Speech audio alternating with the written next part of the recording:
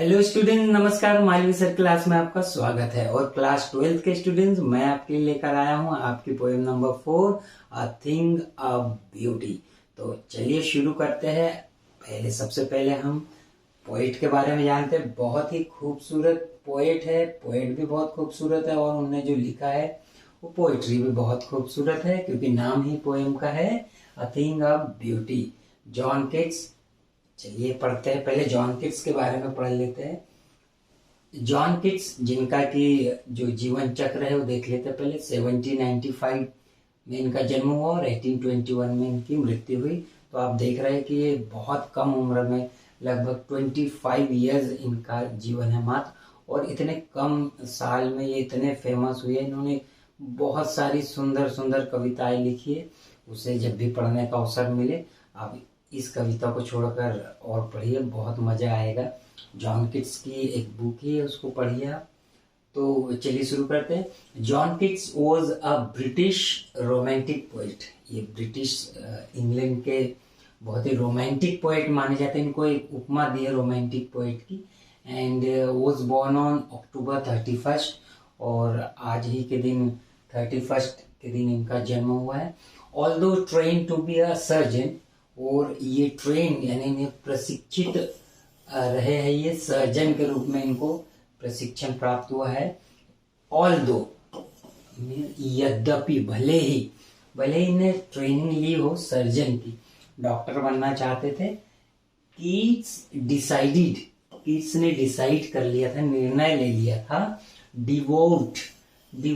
मतलब अपने आप को समर्पित करने का, हिमसेल्फ यानी अपने आप को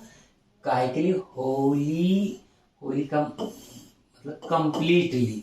होली को हम यहाँ पर यदि देखें तो इसका मीनिंग क्या होगा? कंप्लीटली, पूर्ण रूप से। काय के लिए?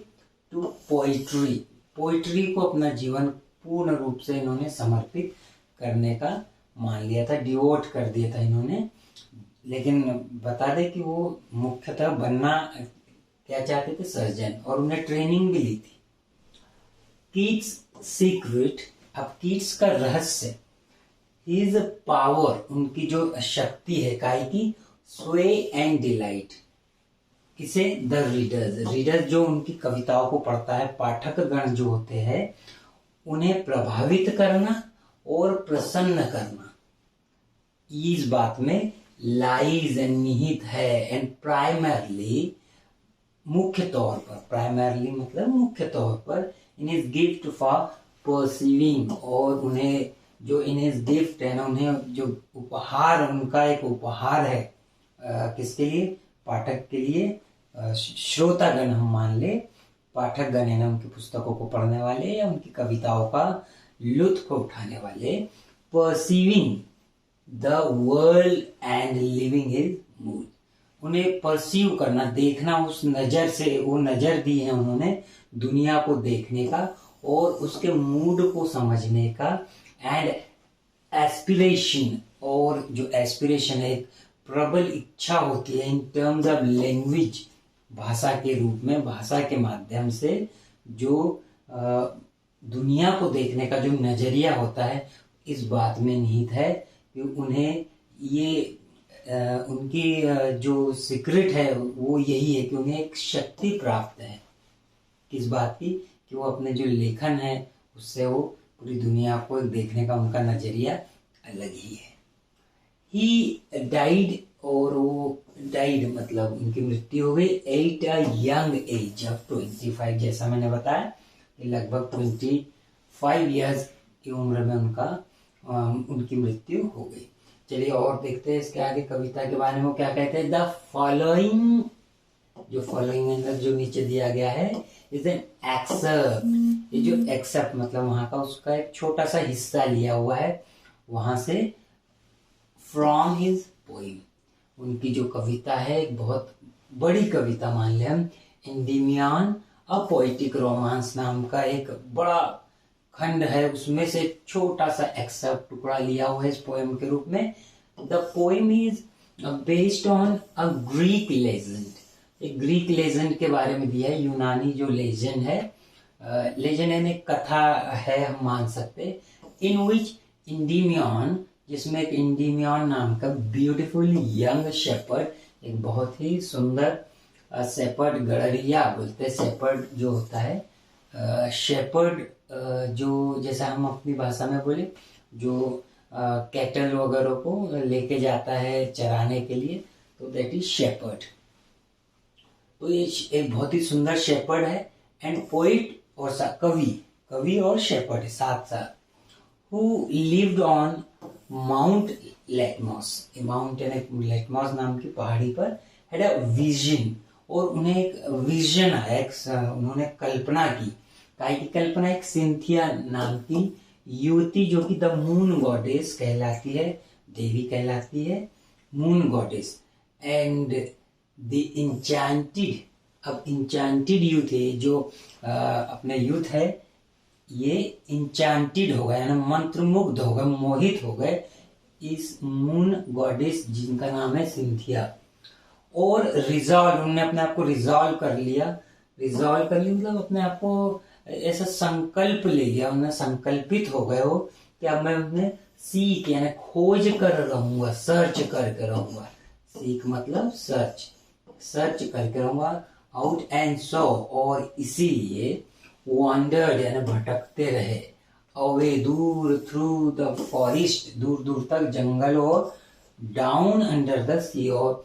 समुद्र की जो तटीय क्षेत्र, और दूर दूर तक सभी तरफ चारों ओर भटकते रहे जंगल में, समुद्र तटों की ओर, और उन्हें ढूंढते रहे। उसी क्रम में ये पोएम की रचना की गई है। तो चलिए इसे पढ़ते हैं, बहुत सुंदर कविता है। अच्छा, पूरी कविता नहीं है कि ये हमें पूरा समझ में आए, एक उसका छोटा सा एक टुकड़ा लिया हुआ है जिसे हमने एक्सेप्ट नाम दिया है।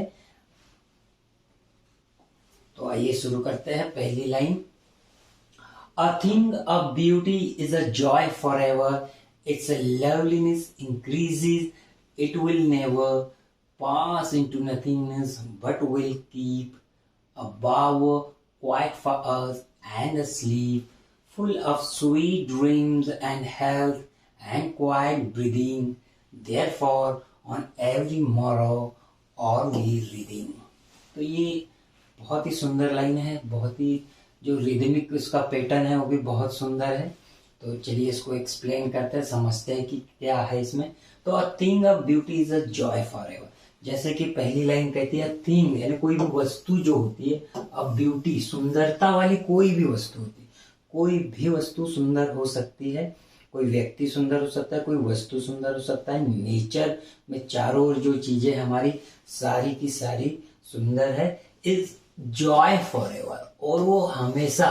फॉर एवर मतलब हमेशा जो है वो हमें क्या देगी, जॉय देगी, हैप्पीनेस देगी। जॉय का मीनिंग यहाँ पर क्या निकलेगा, हैप्पीनेस, खुशी, हमें खुशी देगी। कोई भी वस्तु जो सुंदर है वो हमेशा खुशी ही देगी, उसे देखकर किसी को दुख नहीं होगा, सुंदर वस्तु को देखकर किसी को दुख नहीं होगा। इट्स अ लवलीनेस, और उसकी जो सुंदरता होती है, इंक्रीजेस, वो बढ़ते जाती है, सुंदर वस्तु की सुंदरता बढ़ते जाती है। It will never pass into nothingness, हम ये नहीं कह सकते कि वो never, it will never pass into, और वो बढ़ते जाएगी, और हम ये नहीं बोलेंगे कि वो कभी भी कम होगी, हमेशा क्या होगी, वो बढ़ेगी और बदलेगी नहीं, पास इनटू यानी परिवर्तित नहीं होगी नथिंगनेस में, किसी चीज से जीरो की ओर नहीं आएगी, शून्यता की ओर नहीं आएगी, नगण्यता की ओर नहीं आएगी, कम नहीं होंगी। यहाँ पर हम बोले नथिंगनेस मतलब कुछ भी नहीं रहे, बेकार हो जाए, ऐसा नहीं होगा। सुंदर चीज खुशी देगी, उसकी सुंदरता बढ़ते जाएगी और कभी भी बदलेगी नहीं, चेंज नहीं होंगी, but will keep a bower quiet for us, बल्कि वो हमेशा विल कीप यानी हमें रखेगी, हमें बनाए रखेगी, हमें प्रदान करेगी, प्रोवाइड करेगी, क्या, अब बावर, एक कैसा, क्या प्रदान करेगी, एक शीतलता रूप, एक कुंज होता है ना जहां पर वृक्षों का एक झुंड होता है जिसे कुंज कहते हैं, उस कुंज की भांति अब बावर क्वाइट फॉर, जो कि क्वाइट यानी शांति देता है, शीतलता देता है, फॉरस हमारे लिए, हमें शीतलता देता है, उस भांति होता है। एंड अ स्लीप, जहां पर हम उस बावा में, उस कुंज में, उस शीतलता रूपी जो छायादार वृक्ष है उसकी छाव में हम स्लीप, एक आरामदायक निद्रा ले सकते हैं, नींद ले सकते हैं, जो कि फुल ऑफ स्वीट ड्रीम्स, और उस शीतलता में हम नींद लेते हुए, स्वीट ड्रीम्स देखते हुए, सुंदर मधुर स्वप्न देखते हुए, एंड हेल्थ, और हमारा जो स्वास्थ्य रहेगा, हमारा जो शरीर है वो हष्ट पुष्ट रहेगा, सुखद अनुभूति होगी, एंड क्वाइट, और शांति, शीतलता, ब्रीदिंग, हमारी जो ब्रीदिंग है, ब्रीदिंग भी मतलब हम श्वास जो ले पाएंगे, उस फ्रेश, एक तरोताजगी भरे वातावरण में हम कैसी साथ श्वास ले पाएंगे, मधुर और हेल्दी, स्वास्थ्यवर्धक, हमें हमारा जो स्वास्थ्य है वो और अधिक हष्ट पुष्ट होगा। Therefore,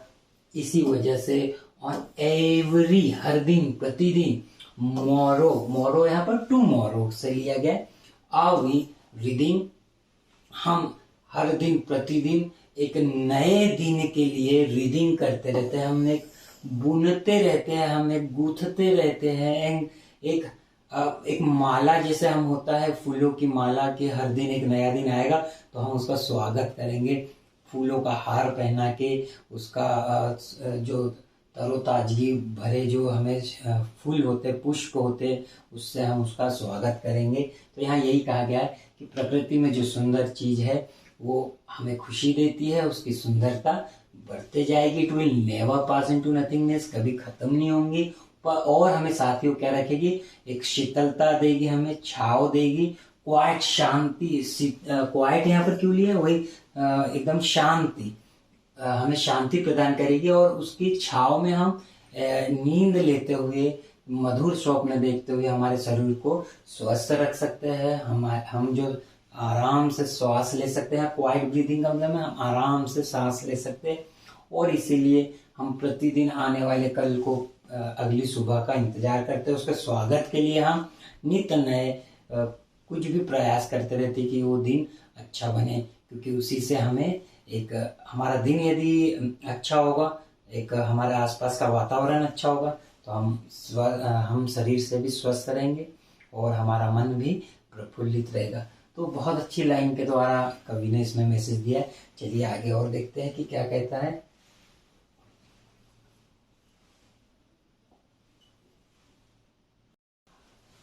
A flowery band to bind us to the earth, spiced of despondence of the inhuman dearth, of noble natures of the gloomy days, of all the unhealthy and over-darkened ways, made for our searching, yes, in spite of all, some shape of beauty moves away the pall.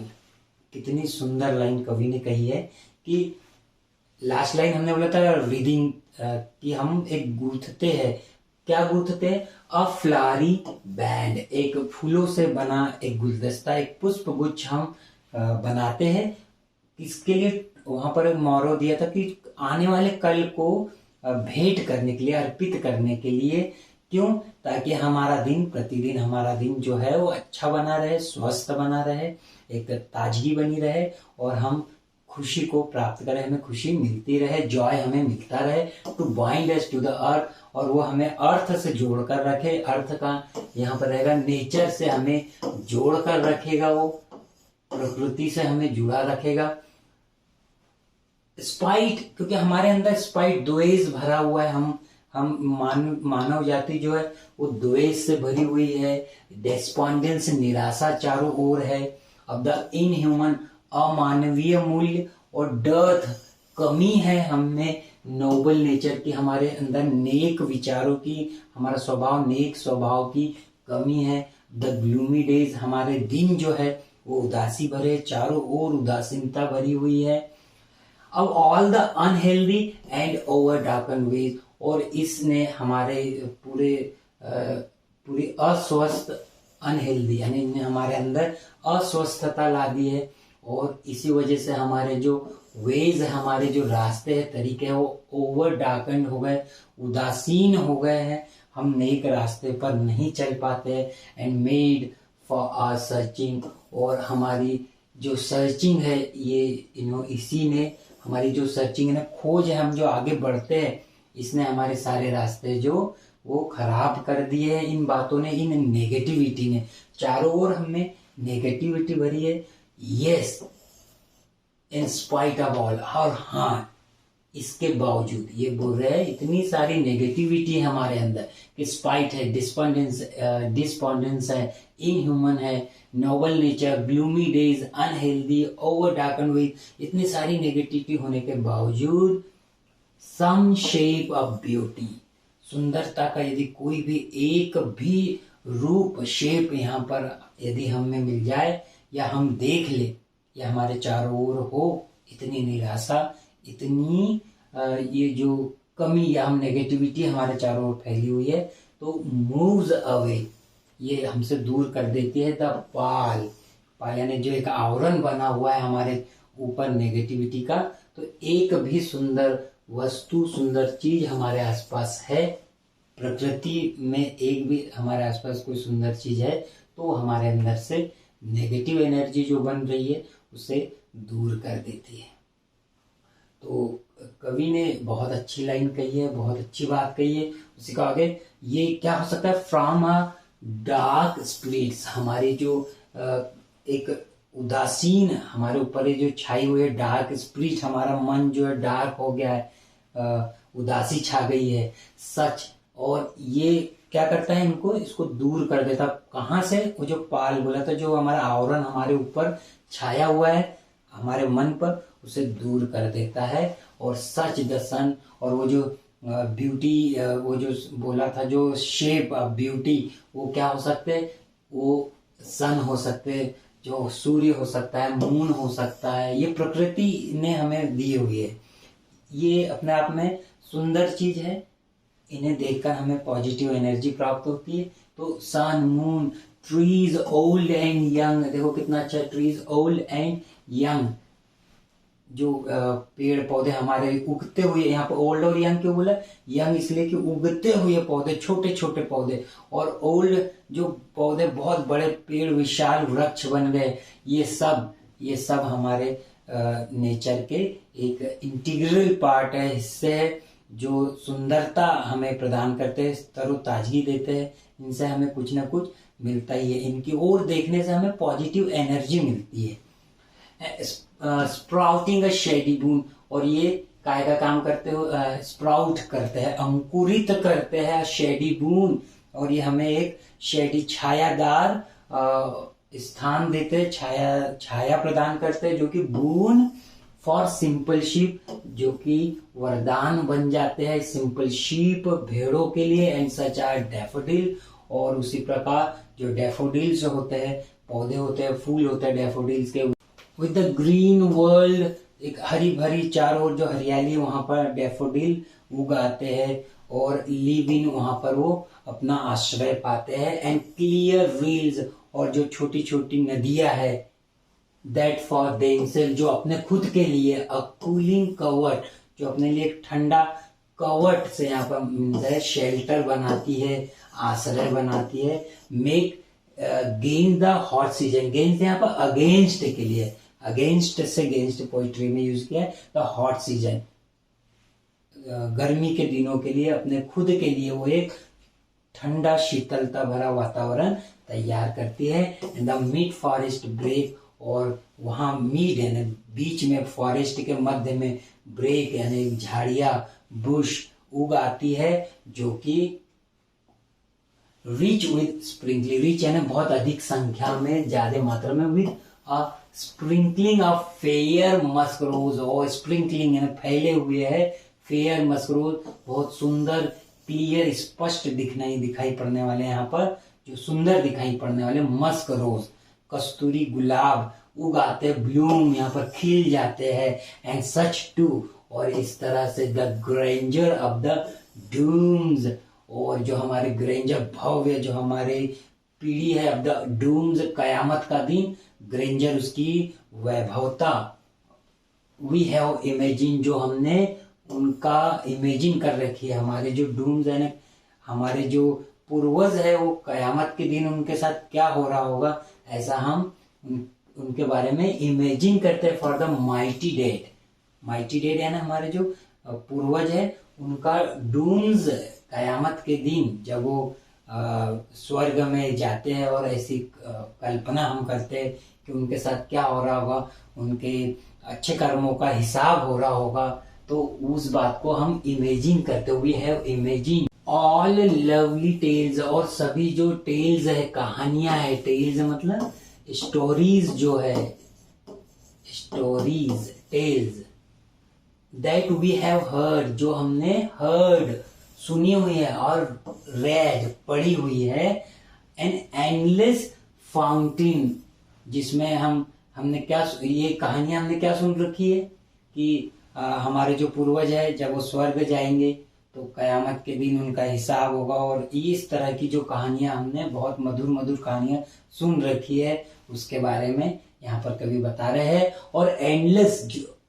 और उन कहानियों में क्या है, कभी ना खत्म होने वाला एंडलेस फाउंटेन, एक झरना, एक फव्वारा, अब इमोर्टल ड्रीम, एक काय का एक अमृतत्व प्रदान करने वाला ड्रिंक, पानी अमृतत्व जिससे प्राप्त होगा वो वहां पर पोर होगा, पोर मतलब बौछारें उसकी पड़ती रहेगी, वहां से वो पानी जो है वो गिरता रहेगा, उसकी बौछारें उस फाउंटेन की भांति, वो एक कौन से झरने की भांति हमारे पर या वो बरसते रहेगा, अनटू यानी हमारे ऊपर, फ्रॉम द हेवन ब्रीन, उस हेवन से, वहां से, हेवन मतलब कहाँ से, जहाँ हमारे पूर्वज है उनके साथ उनके अच्छे कर्मों का, उनके का हिसाब हो रहा होगा, और वहां से उस अमृतत्व प्रदान करने वाला वो जो झरना है उसकी जो बौछारें है वो निरंतर पोर बरस रही होगी, और उसी हेवन से, उसी स्वर्ग के किसी ब्रिंक यानी कोने से वो झरना बह रहा होगा, उसके जो कुछ बूंदे हैं उसकी जो हम पर भी आएगी, पड़ेगी। ये कवि अपनी सुंदरता को लेकर, अ थिंग ऑफ ब्यूटी को लेकर कह रहे हैं। तो ये जॉन किट्स ने अ थिंग ऑफ ब्यूटी बहुत ही अच्छे तरीके से एक्सप्लेन करी है, बहुत ही अच्छी अच्छी बातें हमें बताई है कि सुंदरता से हमें क्या हो सकता है, यदि हम कितने भी हमारे अंदर नेगेटिव एनर्जी हो, लेकिन यदि एक भी पॉजिटिव साइन है तो वो हमारी सारी नेगेटिव एनर्जी को पॉजिटिविटी में बदल देगा। तो मिलते हैं नेक्स्ट पार्ट में, जिसमें हम सेंट्रल आइडिया और क्वेश्चन आंसर डिस्कस करेंगे। उम्मीद है आपको ये पोइट्री अच्छे से समझ में आई होगी और आपको आंसर देने में बहुत ही हेल्प होने वाली है। तो नेक्स्ट पार्ट आपके लिए आ रहा है, तब तक के लिए गुड बाय।